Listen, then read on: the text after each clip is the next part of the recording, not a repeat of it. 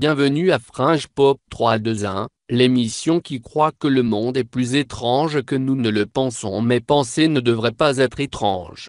Honnêtement, qui n'a pas vu le film Aventurier de l'Arche perdue? Vous attendez probablement que nous en présentions la musique, mais désolé, cela ne se produira pas, car nous ne voulons pas que cet épisode soit supprimé, et nous savons à quoi cela ressemble.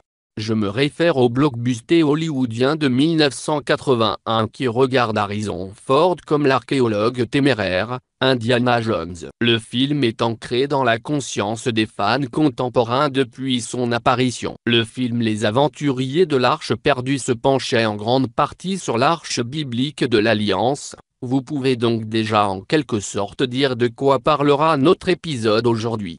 Bien entendu, la Bible associe clairement l'arche d'alliance à la présence de Yahvé, le Dieu d'Israël. Tout ce que vous avez à faire est de lire Exode 25, 22 pour avoir une nette impression que c'est vraiment de cela que parlait l'arche.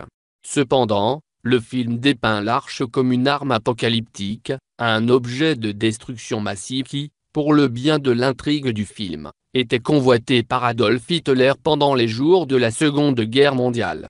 Alors, y a-t-il une vérité à l'Arche de l'Alliance étant une sorte d'arme apocalyptique de la mort ancienne? Et a-t-il une histoire? Eh bien, nous allons parler de ces choses dans cet épisode de Fringe Pop 321. Puisque l'Arche de l'Alliance est un objet biblique, il est assez évident que c'est par là que nous devrions commencer. Quelle était l'Arche de l'Alliance? Eh bien, en termes généraux, c'était un objet sacré dans l'ancienne religion israélite. Une description plus précise se trouve dans l'Ancien Testament, en Exode chapitre 25, 10 à 22. Plus précisément, pour entrer dans les détails, l'arche était une boîte en bois d'acacia, recouverte de plaquage d'or à l'intérieur et à l'extérieur. Il mesurait environ 2,5 coudées de long, 1,4 mètres, par 1,5 coudées, 0,7 mètres, de large et 1,5 coudées de haut. Les bords de l'arche avaient une moulure en or et des anneaux attachés à chaque coin sur les longs côtés, de sorte qu'ils pouvaient être transportés au moyen de bâtons sans toucher la boîte, ce qui était absolument interdit. Lorsque le camp israélite était stationnaire et ne voyageait pas à travers le désert, l'arche était logée dans le lieu très saint ou le Saint des Saints, la pièce carrée intérieure de la structure du tabernacle mobile. La présence de Dieu, sous la forme d'un nuage, planait au-dessus de cet endroit, qui était également connu comme la tente de la rencontre. L'arche avait un couvercle en or massif. Le terme hébreu pour ce couvercle est kippurat. Au sommet du couvercle étaient apposés deux chérubins angéliques. Certaines traductions modernes désignent le couvercle comme le siège de miséricorde. La traduction siège de miséricorde est assez étrange, car le terme hébreu pour le support du couvercle, kippurat, vient du verbe kapar qui n'a rien à voir avec la miséricorde. En hébreu, le verbe kapar signifie expier ou, mieux, purger ou nettoyer. L'arche faisait partie d'une cérémonie dont nous discuterons dans un instant, qui impliquait le concept de permettre l'accès à Yahvé, le Dieu d'Israël. C'est probablement pourquoi certaines traductions l'associent à la miséricorde. Depuis que Yahvé avait promis d'apparaître au-dessus du couvercle de l'arche, elle est devenue perçue comme le trône de Dieu, ce qui est un peu imprécis, car l'arche était aussi appelée marchepied de Dieu dans 1 Chronique 28, 2. Les deux idées de trône et de marchepied sont cependant compatibles, car les anciens trônes de l'époque d'autres civilisations avaient un tabouret qui faisait en fait partie du trône. La clarté de la conception de ce point est importante, car les tablettes de pierre de la loi données à Moïse ont été placées à l'intérieur de l'arche. Cette pratique reflète la manière dont les anciens rois du Proche-Orient déposaient des traités d'alliance conclus avec d'autres nations à l'intérieur des tabourets de leur trône. Parce que la loi qui était à la base de la relation d'alliance entre Yahvé et Israël était maintenue à l'intérieur de l'arche, cette boîte est devenue connue sous le nom d'Arche de l'Alliance de l'Éternel, comme dans Nombre 14, 44. L'arche est également appelée l'arche du témoignage. Dans Exode 25, 16, les phrases descriptives signifient la même chose. Ainsi, cette arche était associée aux tablettes placées dedans en tant que marchepied de Dieu. le marchepied du roi d'Israël. En plus de servir de référentiel pour les tablettes de la loi données à Israël au mont Sinaï, selon le livre de l'Exode, l'arche a servi à d'autres fins dans la vie israélite. L'arche d'alliance était associée à la stratégie de guerre rituelle israélite et à la révélation divine. Selon le chapitre 16 du Lévitique, l'arche était l'objet central du jour des expiations annuelles, Yom Kippour, un rituel qui avait une importance centrale pour le peuple d'Israël. C'était le seul jour de l'année sacrée israélite que le grand prêtre pouvait franchir le voile qui bloquait l'accès au lieu très saint où l'arche était stationnée. Vous pouvez lire à ce sujet dans Exode chapitre 26 et dans 1 Roi chapitre 8. Là, le grand prêtre répandrait sur le couvercle de l'arche le sang d'un bouc sacrifié, pour expier le lieu saint, selon Lévitique 16, 15 à 20. D'abord, en substance, cet acte a décontaminé le sanctuaire, le purgeant de la souillure, lui redonnant sa pureté rituelle d'origine. Deuxièmement, un instant.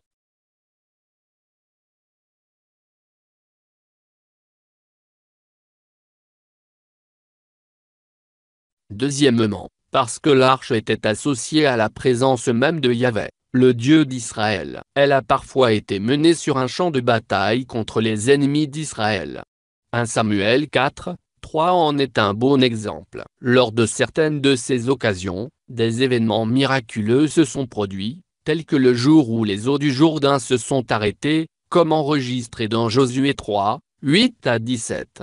Enfin, Dieu diffusait également des informations lorsqu'il apparaissait dans un nuage au-dessus de l'arche. Exode 25, 22 et 36, 6 en donnent des exemples. Par conséquent, l'arche avait également une sorte de fonction d'oracle. L'observation qu'Israël a parfois amené l'arche sur un champ de bataille nous ramène au film aventurier de l'arche perdue.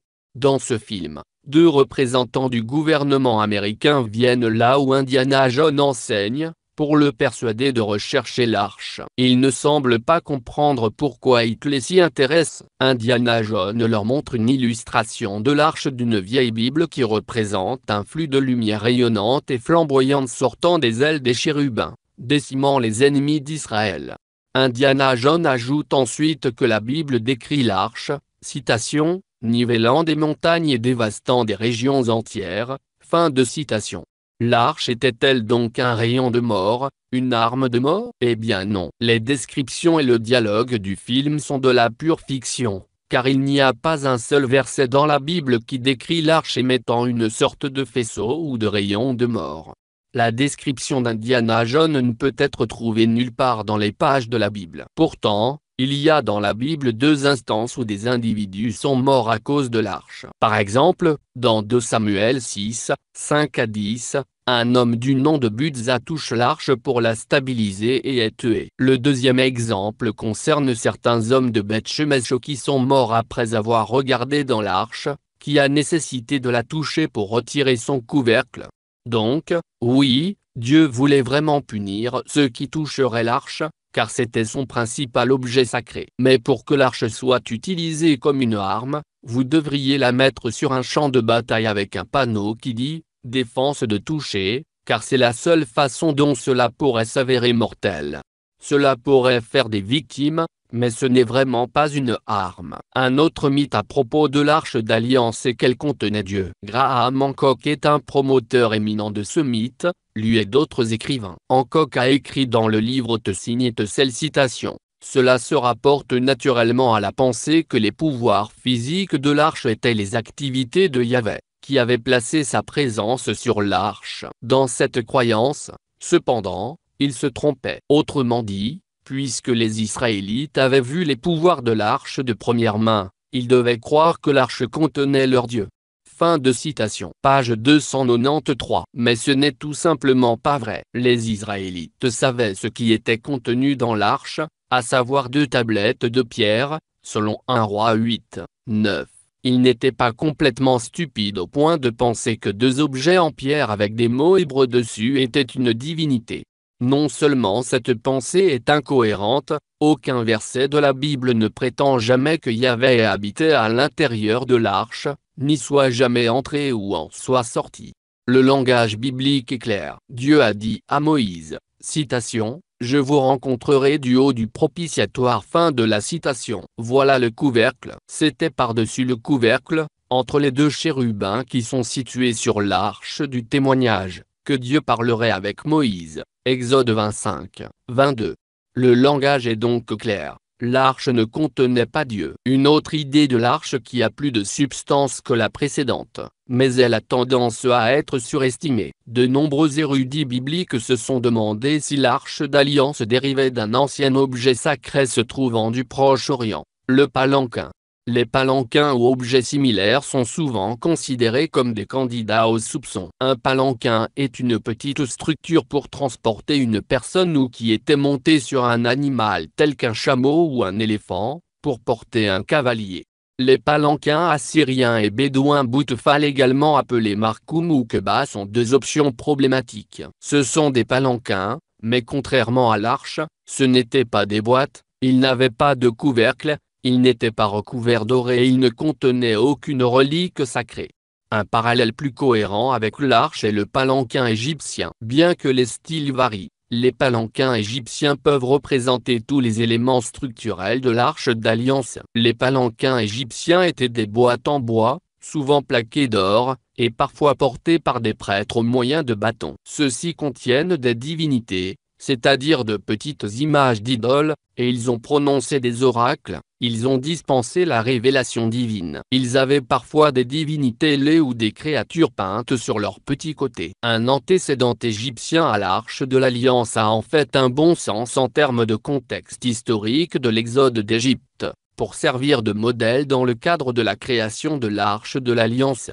Exode 25, 9 et 40 décrivent Dieu donnant à Moïse des instructions ou un modèle pour faire construire l'arche. Il n'y a aucune raison théologique ou biblique pour laquelle Dieu n'aurait pas pu donner à Moïse un modèle qui comprenait des choses qui lui étaient familières, car Moïse avait, après tout, été élevé en Égypte.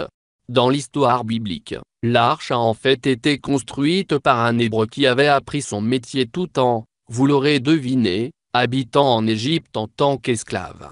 Vous pouvez en savoir plus sur Bezalel et son rôle dans la construction de l'arche dans Exode 36, 1 et 2 et 37, 1 à 9. L'arche israélite ne contenait pas le Dieu d'Israël, ni des idoles ni d'autres images. C'est une différence importante et une déconnexion. Ces chérubins étaient situés sur le couvercle et n'étaient pas peints sur les côtés, ce qui est une autre différence. Il serait donc exagéré de dire que l'arche était bien un palanquin égyptien. Pourtant, le palanquin égyptien semble avoir servi de modèle à l'arche d'alliance. À la fin, l'arche d'alliance était l'un des objets sacrés les plus importants d'Israël, mais ce n'était certainement pas une arme apocalyptique. Vous vous demandez peut-être ce qui lui est arrivé. Beaucoup le demandent, surtout à la lumière du film aventurier de l'Arche perdue. Mais c'est pour un autre épisode. Merci d'avoir visionné Fringe Pop 321. Veuillez visiter notre site web pour obtenir plus d'informations sur cet épisode et le contenu d'autres épisodes. Et reviens visionner plus de vidéos, car ce que tu sais peut ne pas être vrai.